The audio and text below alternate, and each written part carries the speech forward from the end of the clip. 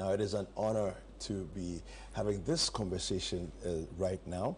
DW has been on the continent of Africa for so many years and has so many fruitful engagements and relationships with different countries.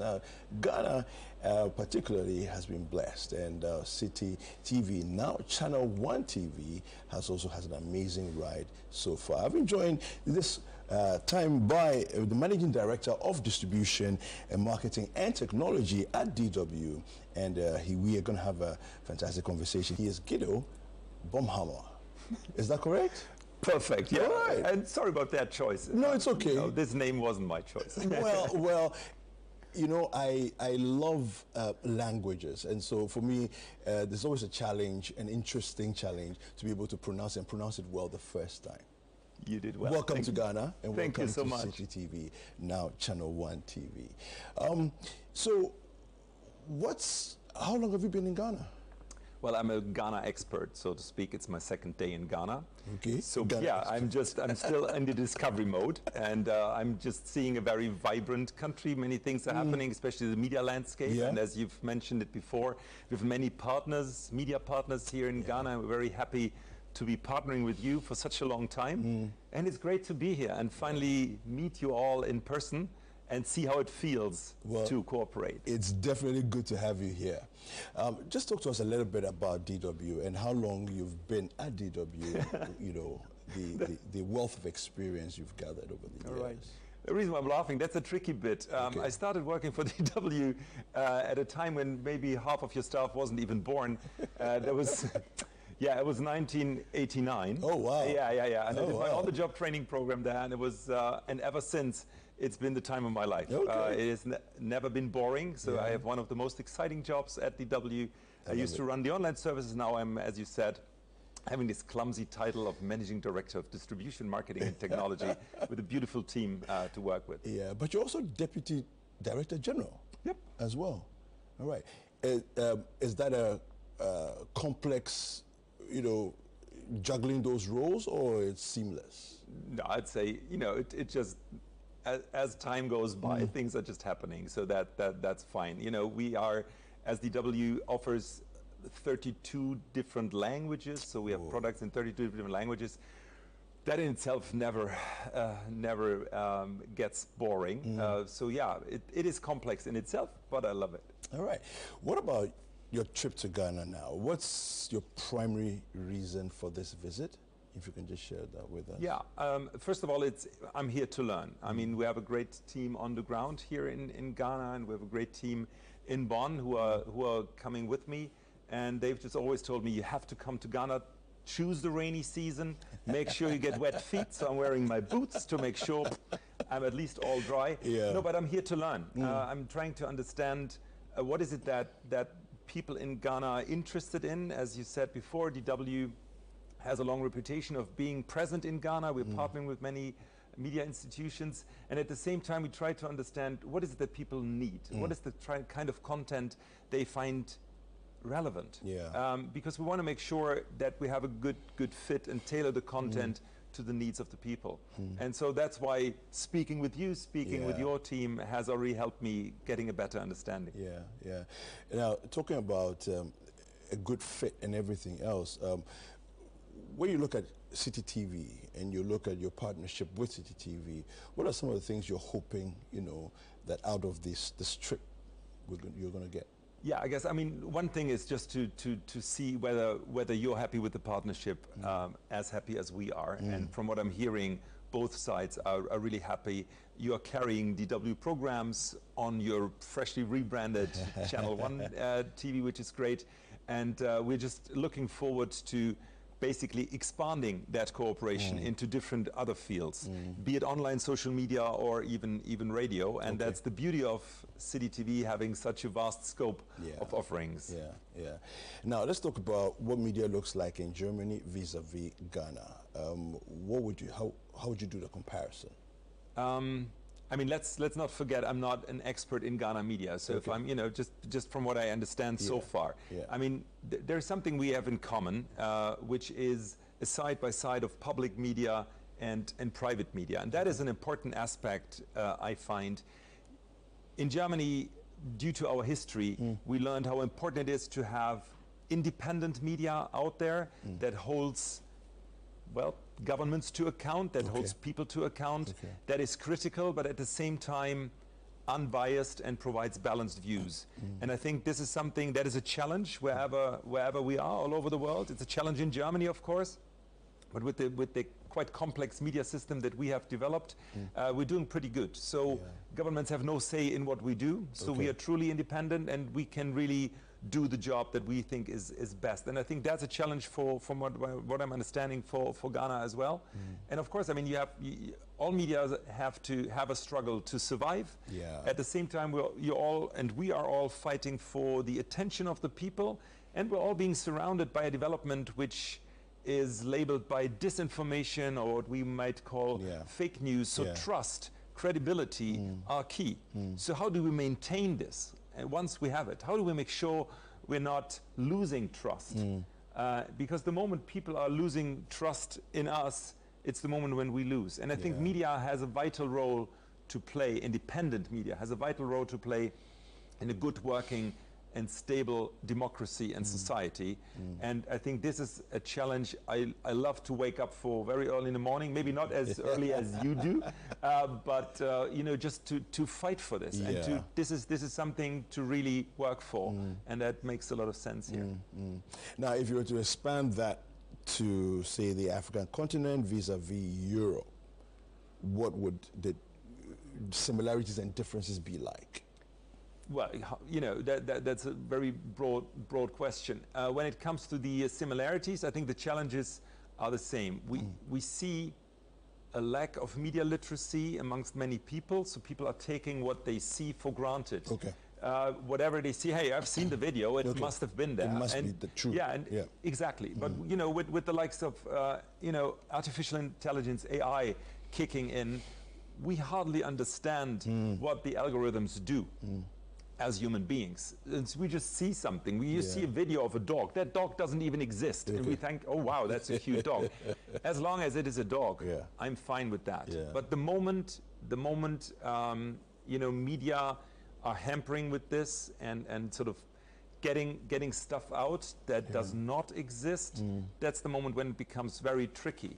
That's why we at DW invest a lot into debunking fake. So we have our fact-checking units, because we realize this is where right now one of the biggest challenges lies.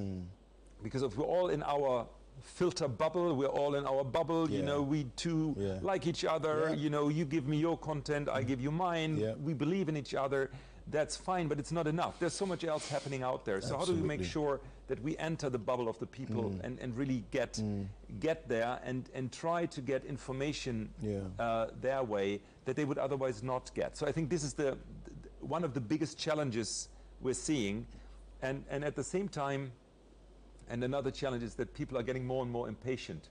So it's this kind of, listen, this is news and information, please entertain me.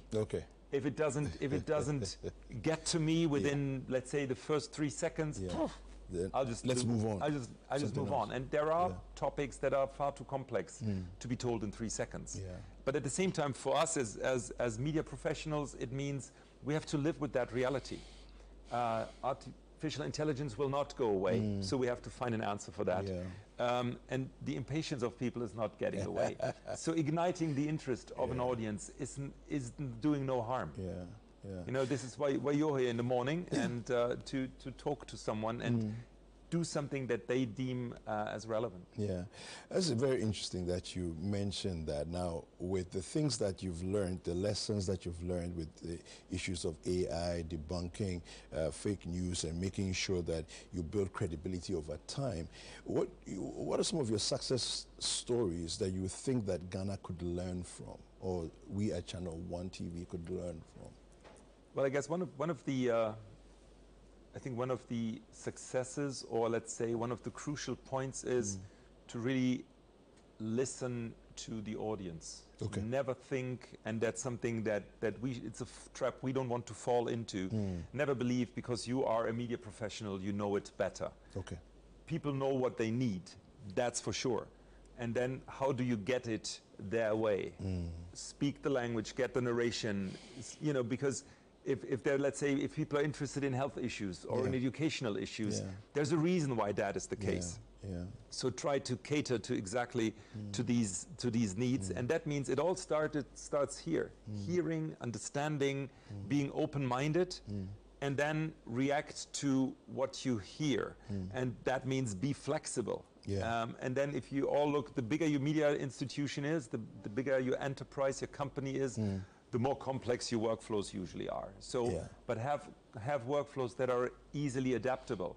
People don't care whether it is on your channel or on our channel. They are somewhere. And you need to be, we all need to be where the users, where the viewers, where the listeners are. So we need to be platform agnostic. Don't care about whether that platform is run by someone else or by us. If the people are there, we need to be out there and get the content that they find relevant. It's them to decide their way. Now, talking about the space where you know, technology is developing, we have AI and everything else. Apart from AI, how else do you think that technology and the advancement of technology is impacting media? That's a very good point. It basically means we don't need what you have here. It's a lovely TV studio, and you might not need that in the next 5 to 10 years. And your reporters will go out now as mobile journalists. So they do not have a camera crew necessarily. They have a mobile phone and a tiny microphone attached to it. And that is enough. So it helps us, you know, the technical barriers that we used to have, like huge investments, they are going down. So that makes it easier. At the same time, it makes it easier for everybody to pretend to be a journalist or to go out there and do some, you know, content production. And so we can learn from this, and we should be a little bit wary of what is happening, because without the right mindset, the mindset of saying, hey, listen, I am here for the people and I'm bringing content to the people. So I have a responsibility. It's not about just having a funny cat video and people like it and click on it and I'm generating ad revenues here. It is about reaching out to people and being aware of this. So technology helps us to produce cheaper, to distribute cheaper. You don't need to always think television in the bigger terms. But at the same time, it brings more people, well, to the table. So there is more competition everywhere. So you need to distinct yourself more and more. And that, I think, is the tricky part. So that's why being flexible and always trying to react to what is happening is so important. Okay, fantastic. Well, let's take a quick break. When we're back, we'll have more conversations with Guido.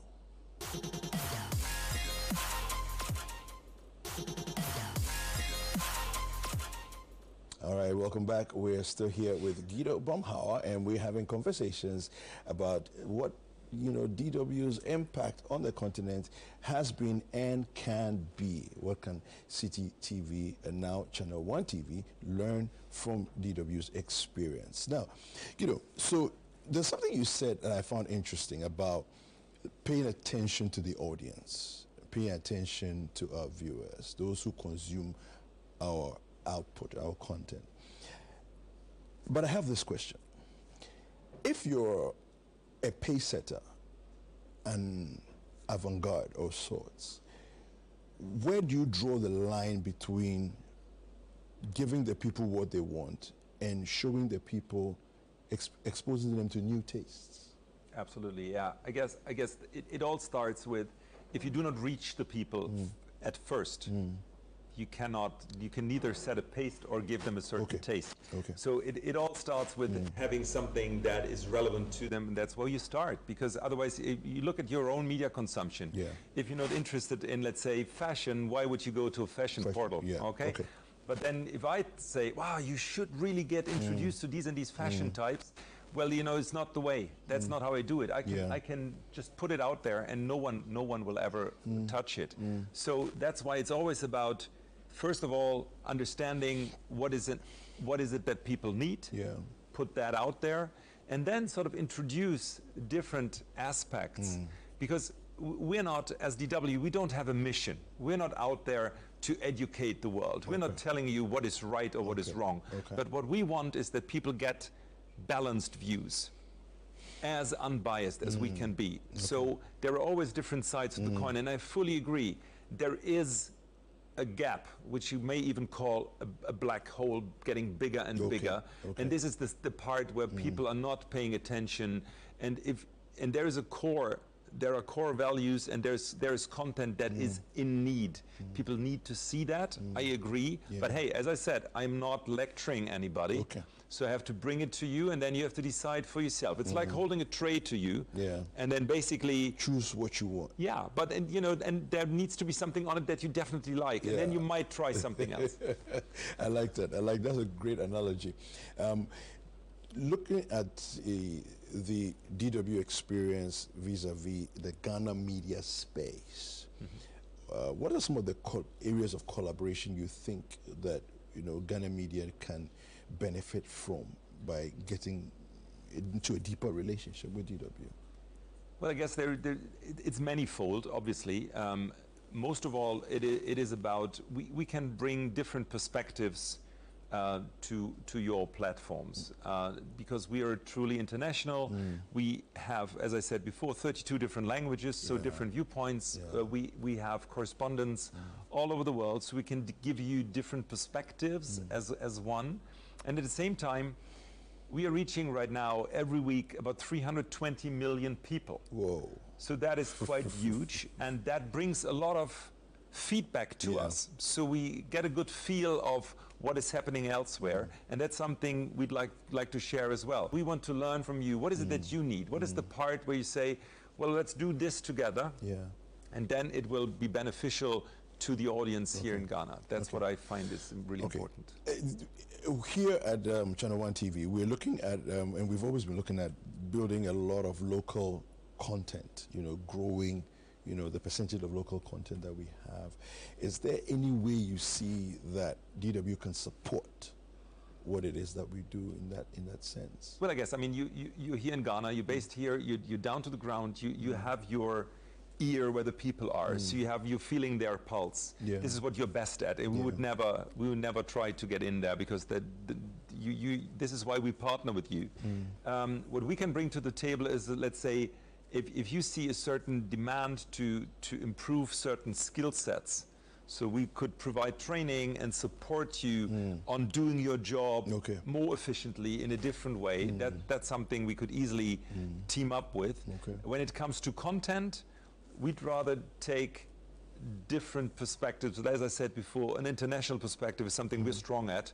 So we'd rather play our strong part and you play your strong part, and then we just combine these two sides. Interesting. Your presence in Africa, what are some of the key initiatives that you're focusing on to expand your reach on the continent?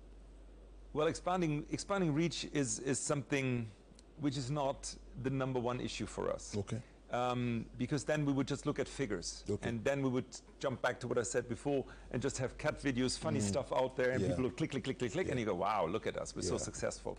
So reach always comes with the relevant set of information. So that's why it is crucial for us to understand the differences in the different countries. There are people in Europe who still think that Africa is a country. It is not, as you know, as we all know. So we need to understand what is it that people in Ghana need. And you have a lot of challenges here in this country, which are different from neighboring countries. So that's why we try to always go back and understand first, and then make a move. Fantastic. Well, interesting conversation we've had. I've enjoyed myself thoroughly. Any final words you have for ChannelOne TV, first of all, and then to Ghana as a whole, Ghana media space? Well, first of all, thank you so much for having us, for sharing all of the wealth of information that we've shared in all the talks. And if I look into this camera maybe, and I'll just say, well, thank you so much to all your audience, to all the viewers right now, for liking DW. And if you think, DW, hold it, I don't know that, now is the moment. DW, that's exactly the kind of content you always looked for. All right. Well, thank you very much for joining me today. It was a fantastic conversation. And I've been speaking with Guido Baumhauer. He is the Managing Director for Distribution, Marketing and Technology at DW. And also, he's a Deputy Director General at DW. Thank you for watching. Thank you.